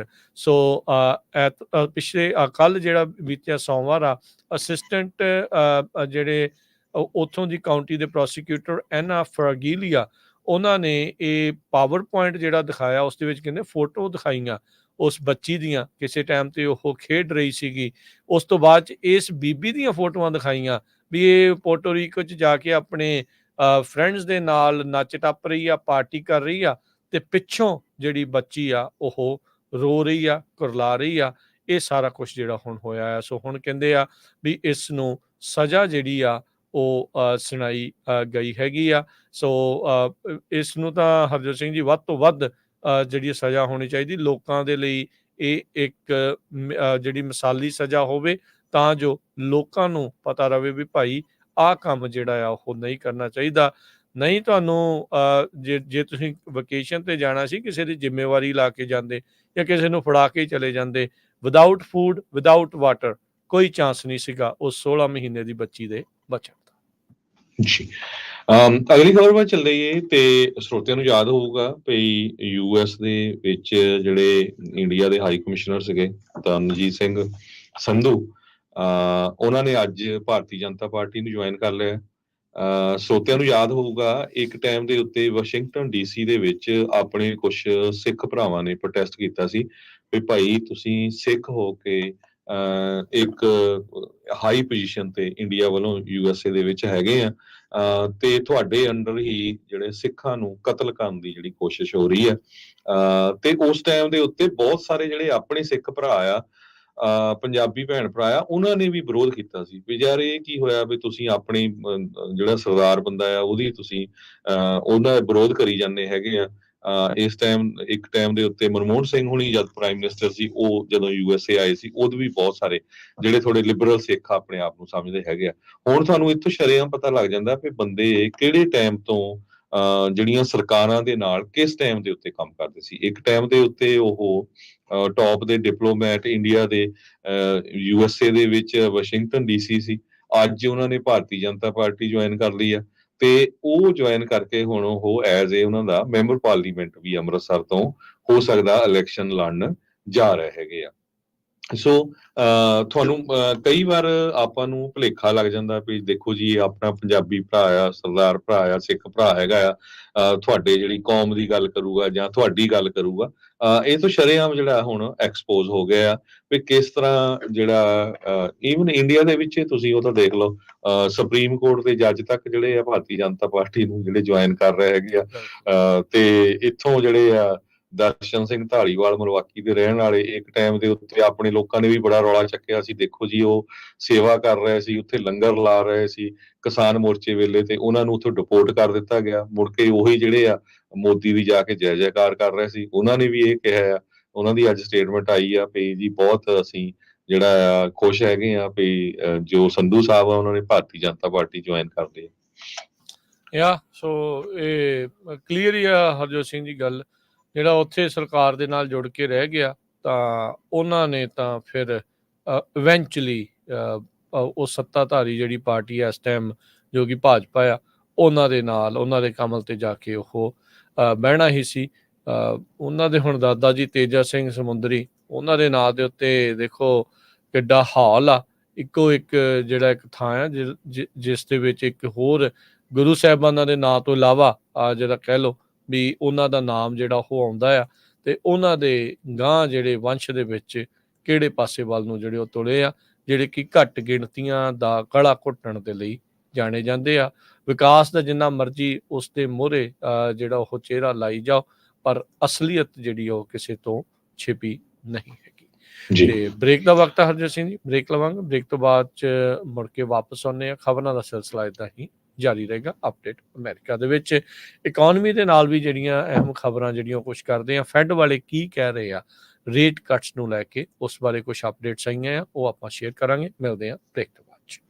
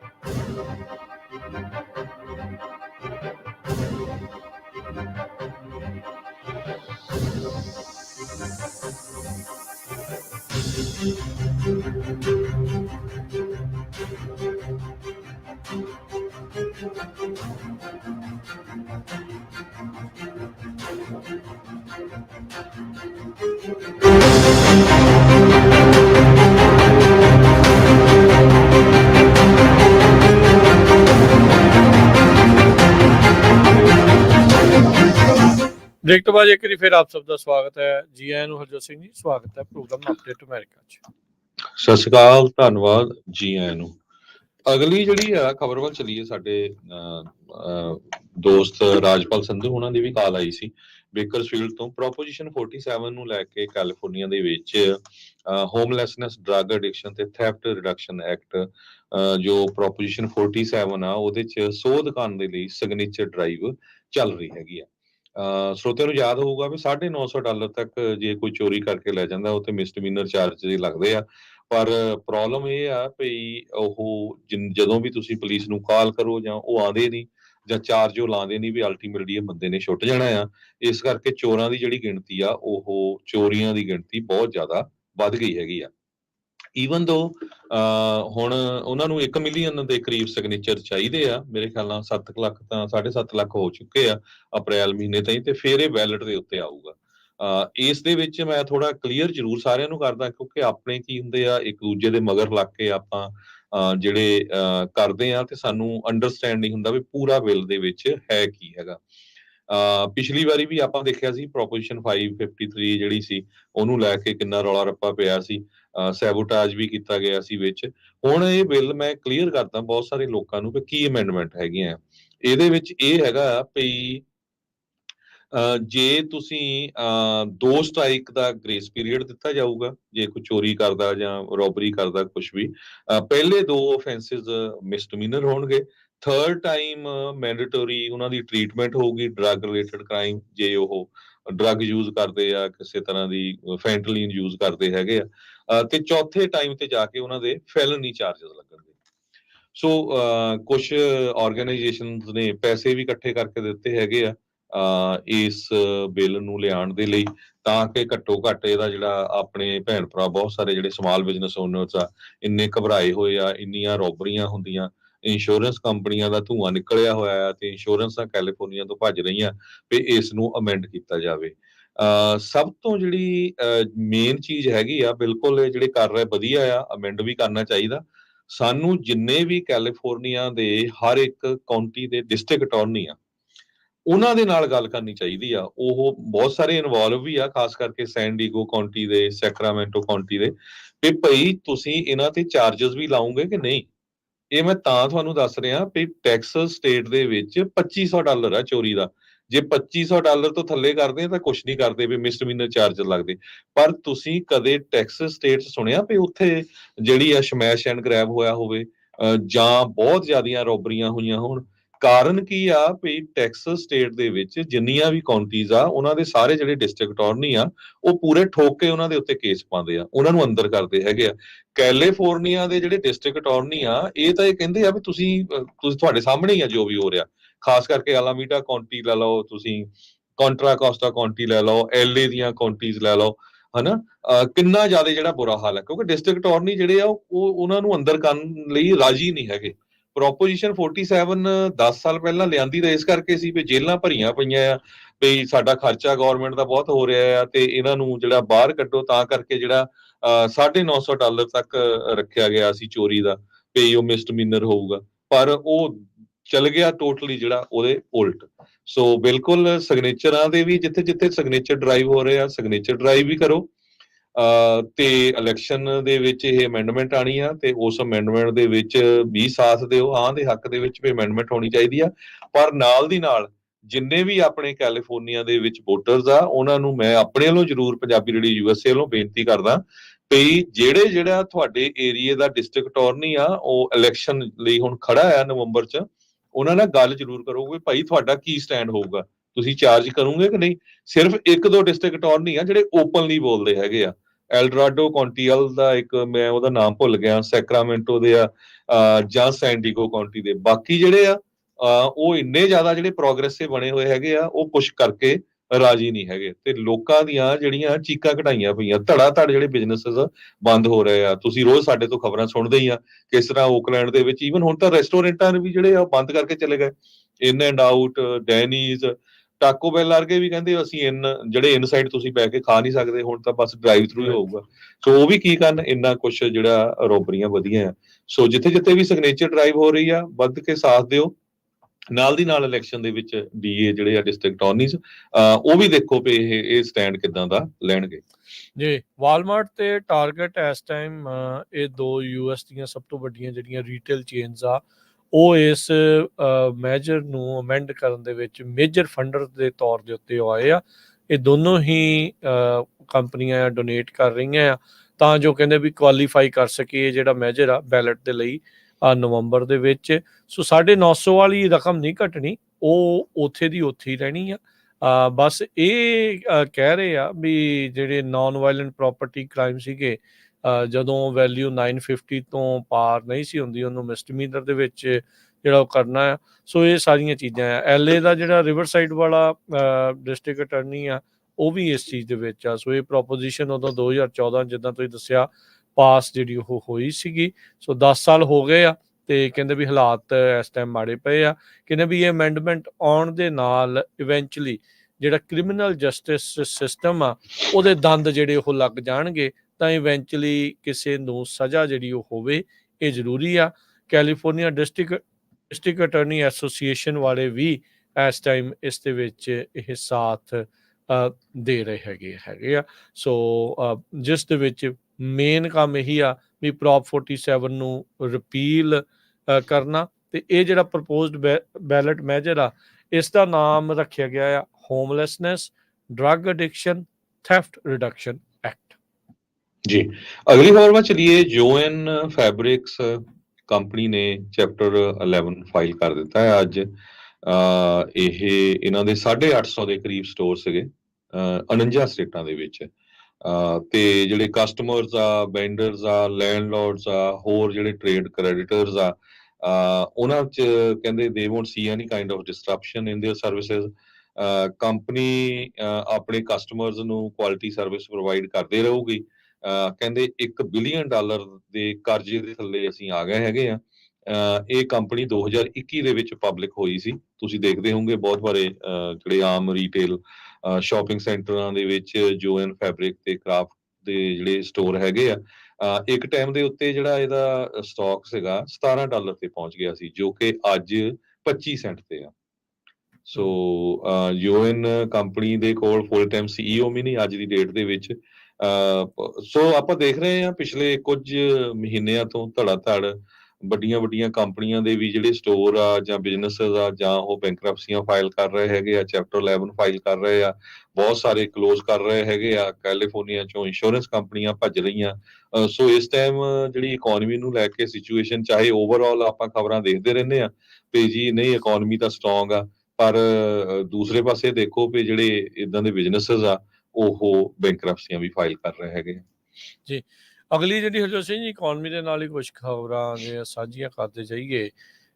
Fed ਦੇ ਇੰਟਰਸਟ ਰੇਟਸ ਘੱਟ ਕਰਨੇ ਸੀ, ਇਹ ਜਿਹੜੀ ਚਰਚਾ ਉਹ ਚੱਲੀ ਸੀ। ਹੁਣ ਕਹਿੰਦੇ ਵੀ ਇਕਨੋਮੀ ਗਰੋ ਕਰੀ ਜਾ ਰਹੀ ਆ, ਇਹ ਵੀ ਇਹਦੇ ਲਈ ਦਿੱਕਤ ਆ ਫੈਡ ਦੇ ਲਈ। ਸੋ ਕਹਿੰਦੇ ਵੀ ਜਿਹੜੇ ਇੰਟਰਸਟ ਰੇਟਸ ਘੱਟ ਕਰਨੇ ਸੀ, ਸੋਚਿਆ ਸੀ ਵੀ 3 ਵਾਰੀ ਜਾਂ 2 ਵਾਰੀ ਜਾਂ 4 ਵਾਰੀ ਜਿੰਨੀ ਵਾਰੀ ਵੀ ਕਰਨੇ ਆ, ਉਸ ਤੋਂ ਹੁਣ ਘੱਟ ਵਾਰੀ ਇੰਟਰਸਟ ਰੇਟਸ ਘੱਟ ਕੀਤਾ ਜਾਊਗਾ। ਹੁਣ ਪ੍ਰੋਬੇਬਿਲਿਟੀ ਕਹਿੰਦੇ ਸੌਫਟ ਲੈਂਡਿੰਗ ਦੀ 47% ਤੋਂ ਵੱਧ ਕੇ CNBC ਦੇ ਫੈਡ ਸਰਵੇ ਦੇ ਵਿੱਚ ਉਹ ਵੱਧ ਕੇ 52% ਦੀ ਹੋ ਚੁੱਕੀ ਆ। ਤੇ ਰਿਸੈਸ਼ਨ ਦੀ ਜਿਹੜੀ ਪ੍ਰੋਬੇਬਿਲਿਟੀ ਆ ਉਹ ਹੁਣ ਅਗਲੇ 12 ਮਹੀਨਿਆਂ ਦੇ ਵਿੱਚ 39% ਤੋਂ ਘਟ ਕੇ 32% ਦੇ ਉੱਤੇ ਆ ਚੁੱਕੀ ਆ, ਜੋ ਕਿ ਨਵੰਬਰ ਮਹੀਨੇ ਵਿੱਚ 63% ਦੇ ਉੱਤੇ ਮੰਡਰਾ ਰਹੀ ਸੀ। ਸਰਵੇ ਦੇ ਰਿਸਪੋਂਡੈਂਟਸ ਦੇ ਵਿੱਚ ਕਹਿੰਦੇ ਕੁਝ ਇਕਨੋਮਿਸਟ ਸੀਗੇ, ਕੁਝ ਸਟ੍ਰੈਟਜਿਸਟ ਸੀਗੇ, ਫੰਡ ਮੈਨੇਜਰ ਵੀ ਜਿਹੜੇ ਸੀਗੇ। ਇਵੈਂਚੁਅਲੀ ਉਹ ਇਹੀ ਇੱਕ ਚਿਹਰਾ ਮੋਹਰਾ ਜਾਂ ਇਹੀ ਚਿੱਤਰ ਉਹ ਬਣਾ ਰਹੇ ਆ, ਪੇਂਟ ਕਰ ਰਹੇ ਆ, ਜਿਸ ਦੇ ਨਾਲ ਇਹ ਲੱਗੇ ਵੀ ਇਕਨੋਮੀ ਇਸ ਟਾਈਮ ਬਿਲਕੁਲ ਭਲੀ ਚੰਗੀ ਆ, ਬਿਲਕੁਲ ਠੀਕ ਆ, ਇਸ ਵਿੱਚ ਕੋਈ ਬੜਾ ਫਰਕ ਨਹੀਂ ਪਿਆ। ਜਿਹੜੀ ਹੁਣ ਫੈਡ ਦੀ ਮੀਟਿੰਗਸ ਹੋਣੀਆਂ ਆ ਇਹ ਬੜੀਆਂ ਅਹਿਮ ਆ। ਇਹ ਤੋਂ ਇਹ ਕਿਤੇ ਨਾ ਕਿਤੇ ਜਿਹੜੇ ਜਰੋਮ ਪਾਵਲ ਨੇ ਫੈਡ ਦੇ ਚੇਅਰ ਨੇ ਉਹ ਕਲੀਅਰ ਕਰਨਗੇ ਵੀ ਕੀ ਫੈਡ ਇਸ ਸਾਲ ਦੇ ਵਿੱਚ ਕੋਈ ਇੰਟਰਸਟ ਰੇਟਸ ਦੇ ਵਿੱਚ ਕਟੌਤੀ ਕਰਨ ਜਾ ਰਿਹਾ ਆ ਜਾਂ ਨਹੀਂ। ਜੇ ਕਰਨੀਆਂ ਆ ਤਾਂ ਕਿੰਨੀ ਵਾਰੀ ਜਿਹੜੀ ਆ ਉਹ ਰੇਟ ਕੱਟਸ ਜਿਹੜੇ ਉਹ ਹੋ ਸਕਦੇ ਆ। ਸੋ ਮਾਰਚ ਦੇ ਵਿੱਚ ਇਹ ਜਿਹੜਾ ਸਰਵੇ ਆ ਉਹ ਆਇਆ ਆ, ਉਸ ਦੇ ਵਿੱਚ ਆંકੜੇ ਤਾਂ ਇਹੀ ਸ਼ੋ ਕਰ ਰਹੇ ਆ ਵੀ ਪਹਿਲਾਂ ਦੇ ਨਾਲੋਂ ਇਕਨੋਮੀ ਹੋਰ ਵੀ ਬਿਹਤਰ ਹੋਣੀ ਆ। ਫੈਡ ਦੀ 2 ਦਿਨਾਂ ਦੀ ਮੀਟਿੰਗ ਆ ਜੋ ਕਿ ਅੱਜ ਸ਼ੁਰੂ ਹੋਈ ਆ, ਕੱਲ ਨੂੰ ਇਹ ਮੁੱਕਣੀ ਆ। ਸੈਂਟਰਲ ਬੈਂਕ ਇਸ ਟਾਈਮ ਇਹ ਮਾਰਕੀਟ ਦੇ ਵਿੱਚ ਇਹ ਕਿਆਸ ਰਹੀਆਂ ਆ ਵੀ ਜਿਹੜਾ ਟਾਰਗੇਟ ਰੇਂਜ ਹੈਗਾ ਆ ਫੈਡਰਲ ਫੰਡਸ ਦਾ, ਉਸ ਨੂੰ ਉਹ 5.25% ਤੋਂ ਲੈ ਕੇ 5.5% ਦੇ ਦਰਮਿਆਨ ਹੀ ਰੱਖਣਗੇ। ਇਹਦਾ ਮਤਲਬ ਕਿਸੇ ਤਰੀਕੇ ਦੀ ਅਜੇ ਇੰਟਰਸਟ ਰੇਟਸ ਦੇ ਵਿੱਚ ਕਟੌਤੀ ਨਹੀਂ ਹੋਵੇਗੀ। ਫੋਰਕਾਸਟਰਸ ਭਵਿੱਖਬਾਣੀਆਂ ਜਾਂ ਕਿਆਸ ਰਾਈਆਂ ਲਾਉਣ ਵਾਲੇ ਇਨ ਜਨਰਲ ਇਹ ਕਹਿ ਰਹੇ ਆ, ਵੈਸੇ ਵੀ ਕਹਿੰਦੇ ਵੀ ਉਹਨਾਂ ਦਾ ਰਿਸੈਸ਼ਨਸ ਨੂੰ ਪ੍ਰੈਡਿਕਟ ਕਰਨ ਦਾ ਟਰੈਕ ਰੈਕਡ ਮਾੜਾ ਹੀ ਰਿਹਾ ਆ। ਇਹ ਸਰਵੇ ਕਰਨ ਵਾਲੇ ਲੋਕਾਂ ਨੇ ਇਸ ਦੇ ਵਿੱਚ ਕਿਹਾ ਆ। ਸੋ ਰੇਟ ਕੱਟ ਦੇ ਜਿਹੜੇ ਫੋਰਕਾਸਟ ਆ ਭਵਿੱਖਬਾਣੀਆਂ ਆ ਉਹ ਹੁਣ ਕਹਿੰਦੇ ਵੀ 4.6% ਦੇ ਉੱਤੇ ਆਉਣ ਦੀ ਕਿਆਸ ਰਹੀ, ਹੁਣ ਪਹਿਲਾਂ ਨਾਲੋਂ ਵੀ ਘੱਟ ਜਿਹੜੀ ਉਹ ਚੁੱਕੀ ਆ।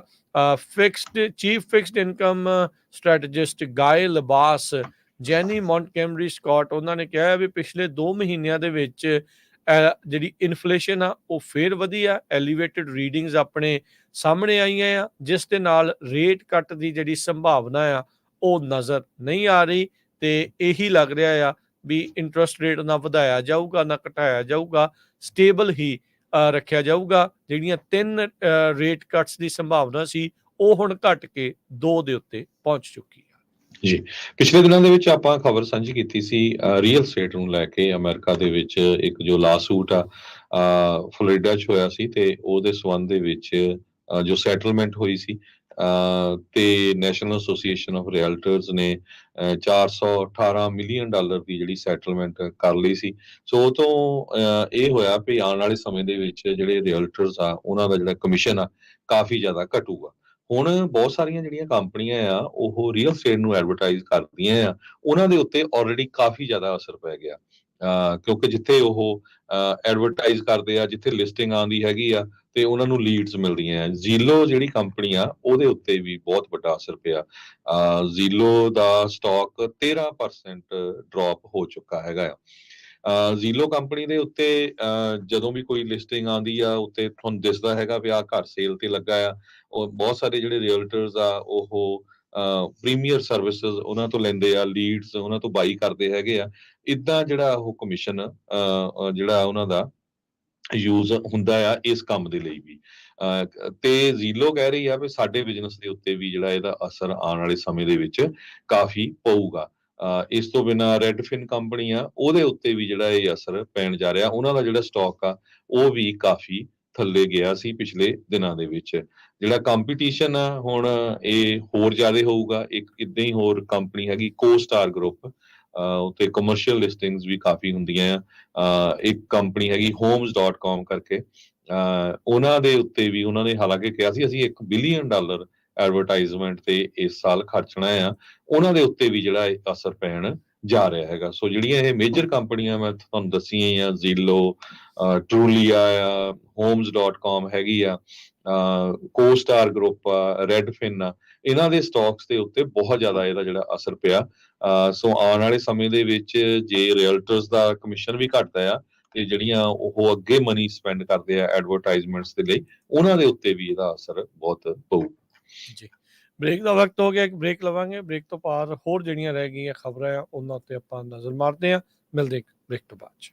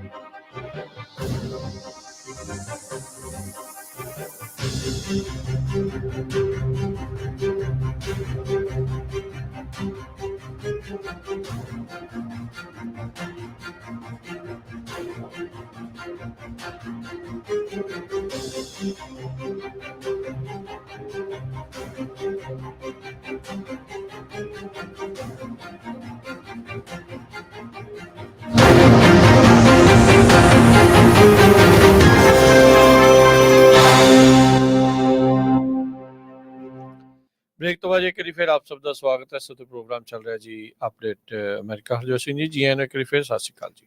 ਸਤਿ ਸ਼੍ਰੀ ਅਕਾਲ, ਧੰਨਵਾਦ ਜੀ ਆਇਆਂ ਨੂੰ। ਤੇ ਆਪਾਂ ਇੱਕ ਅੱਜ ਨਿਊਜ਼ ਵੀਕ ਨੇ ਰਿਪੋਰਟ ਛਾਪੀ ਆ, ਉਹ ਤੁਹਾਡੇ ਨਾਲ ਸਾਂਝੀ ਕਰਦੇ ਜਾਈਏ। ਆਪਾਂ ਵਾਹਿਗੁਰੂ ਅੱਗੇ ਅਰਦਾਸ ਕਰਦੇ ਵੀ ਇਦਾਂ ਦੀ ਸਿਚੁਏਸ਼ਨ ਤਾਂ ਨਾ ਬਣੇ, ਪਰ ਰਸ਼ੀਆ ਦਾ ਜਿਹੜਾ ਪ੍ਰੈਜ਼ੀਡੈਂਟ ਵਲਾਡੀਮੀਰ ਪੁਟਿਨ ਆ, ਉਸਨੇ ਹੁਣ 6ਵੀਂ ਵਾਰੀ ਜਿੱਤਣ ਤੋਂ ਬਾਅਦ ਇੱਕ ਸਟੇਟਮੈਂਟ ਜਾਰੀ ਕੀਤੀ ਆ। ਕਹਿੰਦਾ ਵੀ ਜੇ ਰਸ਼ੀਆ ਤੇ ਨਾਟੋ ਦੀ ਕਲੈਸ਼ ਹੁੰਦਾ ਆ ਤੇ ਅਸੀਂ 1 step away from full scale world war 3 ਤੋਂ ਹੋਵਾਂਗੇ। ਸੋ ਇਹਦੇ ਵਿੱਚ ਜੇ ਨਿਊਕਲੀਅਰ ਵਾਰ ਹੋ ਜਾਂਦੀ ਆ ਤੇ ਪੂਰੀ ਦੁਨੀਆ ਦੇ ਵਿੱਚ ਇਹਦਾ ਜਿਹੜਾ ਬਹੁਤ ਜ਼ਿਆਦਾ ਨੁਕਸਾਨ ਹੋਊਗਾ। Federation of American scientist estimate ਕਰਦੇ ਵੀ ਰਸ਼ੀਆ ਦੇ ਕੋਲ 5580 ਦੇ ਕਰੀਬ ਨਿਊਕਲੀਅਰ ਵੈਪਨਸ ਆ, ਯੂਐਸਏ ਦੇ ਕੋਲ 5428 ਆ ਤੇ 1600 ਦੇ ਕਰੀਬ ਐਕਟਿਵ ਡਿਪਲੋਇਡ ਸਟ੍ਰੈਟੇਜਿਕ ਨਿਊਕਲੀਅਰ ਵਾਰਹੈਡਸ ਹੈਗੇ ਆ। 2019 ਚ ਪ੍ਰਿੰਸਟਨ ਸਾਇੰਸ ਤੇ ਗਲੋਬਲ ਸਿਕਿਉਰਿਟੀ ਪ੍ਰੋਗਰਾਮ ਨੇ ਪਲਾਨ ਇਹ ਸਟੱਡੀ ਕੀਤੀ ਸੀ। ਉਹਦੇ ਵਿੱਚ ਉਹਨਾਂ ਨੇ ਦੱਸਿਆ ਸੀ ਵੀ ਜੇ ਫੁੱਲ ਸਕੇਲ ਰੱਬ ਨਾ ਕਰੇ ਕਿਤੇ ਜੰਗ ਸ਼ੁਰੂ ਹੋ ਜਾਂਦੀ ਆ ਨਿਊਕਲੀਅਰ, ਉਹਦੇ ਨਾਲ 91.5 ਮਿਲੀਅਨ ਲੋਕ ਕੁਝ ਘੰਟਿਆਂ ਦੇ ਵਿੱਚ ਹੀ ਮਾਰੇ ਜਾਊਗੇ। ਰਸ਼ੀਆ ਦੇ ਜਿਹੜੇ ਨਿਊਕਲੀਅਰ ਵਾਰਹੈਡਸ ਹੈਗੇ ਆ, ਉਹ ਅਮਰੀਕਾ ਦੇ ਕਿੰਨਾ ਸ਼ਹਿਰਾਂ ਨੂੰ ਹਿੱਟ ਕਰ ਸਕਦੇ ਆ, ਉਹ ਨਿਊਜ਼ ਵੀਕ ਮੈਗਜ਼ੀਨ ਨੇ ਅੱਜ ਛਾਪਿਆ, ਜਿਹਦੇ ਵਿੱਚ Washington DC, New York city, Chicago, Los Angeles, San Francisco, Dallas, Fort Worth, Miami, Philadelphia, Houston, Las Vegas, Salt Lake City, Denver, Miami, ਇਹ ਸਾਰੇ ਜਿਹੜੇ ਸ਼ਹਿਰ ਆ ਇਹ ਦੱਸੇ ਗਏ ਆ। ਤੇ ਕਹਿੰਦੇ ਭਈ ਜੇ ਰਸ਼ੀਆ ਵਾਲੇ ਇਦਾਂ ਕਰਦੇ ਆ, ਸੋਸ਼ਲ ਮੀਡੀਆ ਤਾਂ ਡੈਡ ਹੋਊਗਾ, ਇੰਟਰਨੈਟ ਡੈਡ ਹੋਊਗਾ, ਬਹੁਤ ਸਾਰੇ ਜਿਹੜੇ ਰੇਡੀਓ ਟਰਾਂਸਮਿਟਰ ਫੈਸਿਲਿਟੀਜ਼ ਆ ਉਹਨਾਂ ਨੂੰ ਕਮਿਊਨੀਕੇਸ਼ਨ ਦੇ ਲਈ ਯੂਜ਼ ਕੀਤਾ ਜਾਊਗਾ। ਪਰ ਜਿਹੜੀ ਇਹ ਸਿਚੁਏਸ਼ਨ ਆ ਇਹ ਤਾਂ ਚਲੋ ਇਦਾਂ ਕਿਤੇ ਨਾ ਹੀ ਹੋਵੇ, ਪਰ ਇਹਦੇ ਜਿਹੜੇ ਕੌਨਸੀਕੁਐਂਸਸ ਆ, ਇਹਦੇ ਜਿਹੜੇ ਰਿਜ਼ਲਟਸ ਆ ਬਹੁਤ ਜ਼ਿਆਦਾ ਜਿਹੜੇ ਮਾੜੇ ਆ ਸਕਦੇ ਆ ਜੇ ਲੜਾਈ ਇਹ ਵੱਧਦੀ ਹੈਗੀ ਆ, ਜਾਂ ਜਿਸ ਹਿਸਾਬ ਦੇ ਨਾਲ ਉਹ ਪੁਟਿਨ ਆ ਉਹ ਸਟੇਟਮੈਂਟਾਂ ਜਾਰੀ ਕਰਦਾ। ਅੱਜ ਨਿਊਜ਼ ਵੀਕ ਮੈਗਜ਼ੀਨ 'ਚ ਛਾਪਿਆ ਗਿਆ। ਇਕਨੋਮੀ ਦੀਆਂ ਗੱਲਾਂ ਕਰ ਰਹੇ ਸੀ ਤਾਂ ਸਮੁੰਦਰੋਂ ਪਾਰ ਜੇ ਦੇਖਿਆ ਜਾਵੇ ਤਾਂ ਜਾਪਾਨ ਦੀ ਇਕਨੋਮੀ ਕਾਫੀ ਲੜਖੜਾ ਰਹੀ ਆ। ਉੱਥੋਂ ਇਸ ਚੀਜ਼ ਦੇ ਲਈ ਇਹ ਪਤਾ ਲੱਗਦਾ ਹੈ ਵੀ ਪਹਿਲੀ ਵਾਰੀ 17 ਸਾਲਾਂ 'ਚ ਜਾਪਾਨ ਨੇ ਇੰਟਰਸਟ ਰੇਟ ਨੂੰ ਵਧਾਇਆ ਹੈਗਾ ਆ। ਨੈਗੇਟਿਵ ਇੰਟਰਸਟ ਰੇਟ ਦਾ ਦੌਰ ਜਾਪਾਨ ਦੇ ਵਿੱਚ ਕਹਿੰਦੇ ਆ ਉਹ ਹੁਣ ਖਤਮ ਹੋ ਗਿਆ ਆ। ਅੱਗੇ -0.1% ਦੇ ਉੱਤੇ ਚੱਲ ਰਿਹਾ ਸੀ, ਉਸ ਨੂੰ ਹੁਣ ਵਧਾ ਕੇ 0.1% ਦੇ ਉੱਤੇ ਬੈਂਕ ਆਫ ਜਾਪਾਨ ਨੇ ਕੀ ਜਿਹੜਾ ਇੰਟਰਸਟ ਰੇਟ ਆ ਇਹ ਵਧਾਇਆ ਹੈਗਾ ਆ। ਸੋ ਬੈਂਕ ਆਫ ਜਾਪਾਨ ਨੇ ਕਹਿੰਦੇ ਵੀ ਉਹ ਜਿਹੜੀ ਪਾਲਿਸੀ ਯੀਲਡ ਕਰਵ ਕੰਟਰੋਲ ਵਾਲੀ ਆ ਉਸ ਨੂੰ ਹੁਣ ਲਾਂਭੇ ਕਰ ਦਿੱਤਾ ਆ ਤੇ ਇਹਦੇ ਨਾਲ ਦੇਖਿਆ ਗਿਆ ਵੀ ਜਾਪਾਨ ਦੇ ਜਿਹੜੇ ਗਵਰਨਮੈਂਟ ਬੌਂਡਸ ਆ ਉਹਨਾਂ ਦੀ ਖਰੀਦਦਾਰੀ ਆ ਉਹ ਵਧੂਗੀ ਤਾਂ ਜੋ ਇੰਟਰਸਟ ਰੇਟਸ ਦੇ ਉੱਤੇ ਕੰਟਰੋਲ ਰੱਖਿਆ ਜਾਵੇ। 2016 ਤੋਂ ਇਹ ਯੀਲਡ ਕਰਵ ਕੰਟਰੋਲ ਵਾਲੀ ਪਾਲਿਸੀ ਉੱਥੇ ਵਰਤੀ ਜਾ ਰਹੀ ਸੀ, ਪਰ ਓਵਰਆਲ ਜੇ ਮੋਟਾ ਸਿੱਧ ਪੱਧਰਾ ਦੇਖੀਏ ਤਾਂ ਉੱਥੇ ਉਹਨਾਂ ਨੇ ਇਕਨੋਮੀ ਨੂੰ ਬਚਾਉਣ ਦੀ ਖਾਤਰ ਇੰਟਰਸਟ ਰੇਟਸ ਦੇ ਵਿੱਚ ਵਾਧਾ ਜਿਹੜਾ ਆ ਉਹ ਕੀਤਾ ਆ। ਕਹਿੰਦੇ ਵੀ ਇਸ ਹਾਈਕ ਦੇ ਨਾਲ ਹੁਣ ਪੂਰੀ ਦੁਨੀਆ ਦੇ ਵਿੱਚ ਕੋਈ ਵੀ ਅਜਿਹਾ ਮੁਲਕ ਨਹੀਂ ਰਿਹਾ ਜਿੱਥੇ ਨੈਗੇਟਿਵ ਇੰਟਰਸਟ ਰੇਟ ਚੱਲ ਰਹੇ ਹੋਣ। ਜੀ, ਸੋ ਬਿਲਕੁਲ ਅਮਰੀਕਾ ਦੇ ਵਿੱਚ ਇੰਟਰਸਟ ਰੇਟ ਬਾਰੇ ਤੁਸੀਂ ਪਹਿਲਾਂ ਬ੍ਰੇਕ ਤੋਂ ਗੱਲਬਾਤ ਕੀਤੀ ਸੀ ਕਿ ਬਹੁਤ ਘਟਣ ਦੇ ਚਾਂਸ ਹੈਗੇ ਆ। ਬਹੁਤ ਘੱਟ ਵਾਰੀ ਘਟੂਗਾ, ਪਰ ਇੱਕ ਜਿਮ ਬਿਆੰਕੋ ਕਰਕੇ, ਬਿਆੰਕੋ ਰਿਸਰਚ ਦੇ ਪ੍ਰੈਜ਼ੀਡੈਂਟ ਆ, ਉਹਨਾਂ ਨੇ ਕਿਹਾ ਵੀ ਹੋ ਸਕਦਾ ਇਸ ਸਾਲ ਫੈਡ ਵਾਲੇ ਨਾ ਹੀ ਇੰਟਰਸਟ ਰੇਟ ਘਟਾਉਣ ਅਮਰੀਕਾ ਦੇ ਵਿੱਚ। ਸੋ ਵੱਖ-ਵੱਖ ਜਿਹੜੇ ਇਕਨੋਮਿਸਟ ਆ ਆਪਣੇ ਵਿਊ ਪੁਆਇੰਟ ਦੇ ਰਹੇ। ਜੀ। ਸਮਾਂ ਆਪਣੇ ਪ੍ਰੋਗਰਾਮ ਦਾ ਹੁਣ ਇੱਥੇ ਹੀ ਸਮਾਪਤ ਆ। ਮਿਲਾਂਗੇ ਆਪਾਂ ਆਪਣੇ ਸਾਰੇ ਹੀ ਸਰੋਤਿਆਂ ਦਰਸ਼ਕਾਂ ਨੂੰ ਅਗਲੀ ਵਾਰ। ਉਦੋਂ ਤੱਕ ਲਈ ਸਾਡੇ ਦੋਨੋਂ ਵੱਲੋਂ ਸਭ ਨੂੰ ਪਿਆਰ ਭਰੀ ਸਤਿ ਸਤਿ ਸ੍ਰੀ ਸ੍ਰੀ ਅਕਾਲ। ਅਕਾਲ। ਜਿਉਂਦੇ ਵਾਸਤੇ ਰਹੋ, ਹੱਸਦੇ ਖੇਲਦੇ ਰਹੋ, ਸੁਣਦੇ ਰਹੋ, ਦੇਖਦੇ ਰਹੋ ਪੰਜਾਬੀ ਰੇਡੀਓ ਯੂਐਸ। USA।